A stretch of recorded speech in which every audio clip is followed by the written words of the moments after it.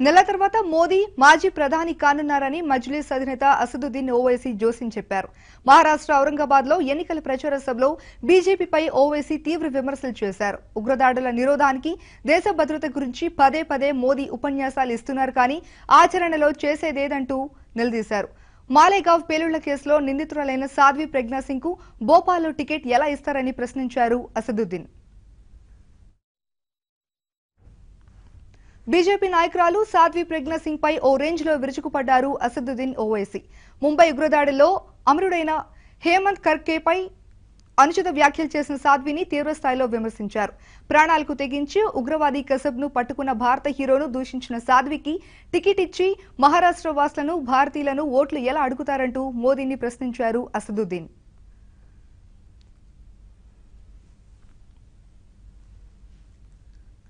ముంబై ఛత్రపతి శివాజీ టెర్మినల్లో 2008 నవంబర్ 26న ఉగ్రదాడి జరిగిన వెంటనే anti terrorist squad chief Hemant Karkare ఘటనాస్థలికి చేరుకుని ఎదురుకాల్పులు జరిపారు. లేకుంటే మరింత ప్రాణ నష్టం జరిగి ఉండేది. అలాంటి హేమంత్ కర్కరే తన శాపంతోనే చనిపోయారని సాధ్వి ప్రజ్ఞా సింగ్ వివాదాస్పద వ్యాఖ్యలు చేశారు. మాలేగావ్ పేలుళ్ల కేసులో నిందితురాలిగా ముంబై జైల్లో ఉన్న సమయంలో తనను కర్కరే తీవ్ర వేధింపులకు గురిచేశాడని ఆమె ఆరోపించారు.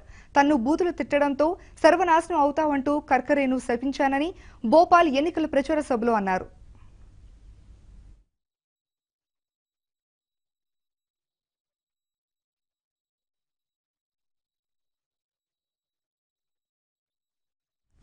ఎన్నికల వేళ భోపాల్ బీజేపీ అభ్యర్థి సాధ్వి ప్రజ్ఞా సింగ్ చేసిన వ్యాఖ్యలపై దుమారం చెలరేగింది.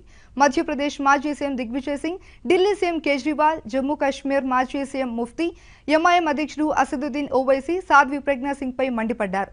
ప్రజ్ఞా వ్యాఖ్యలతో బీజేపీ అసలు రంగు బయటపడిందని దుయ్యబట్టారు.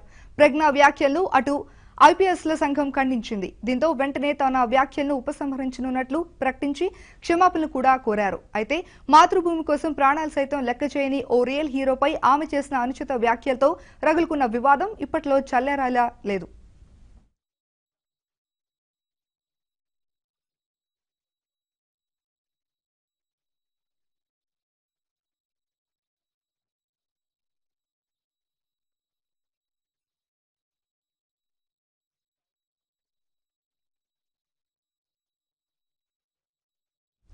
ఇవే బులెటిన్ విశేషాలు. మరింత సమాచారం కోసం చూస్తూనే ఉండండి ఏబీఎన్ ఆంధ్రజ్యోతి.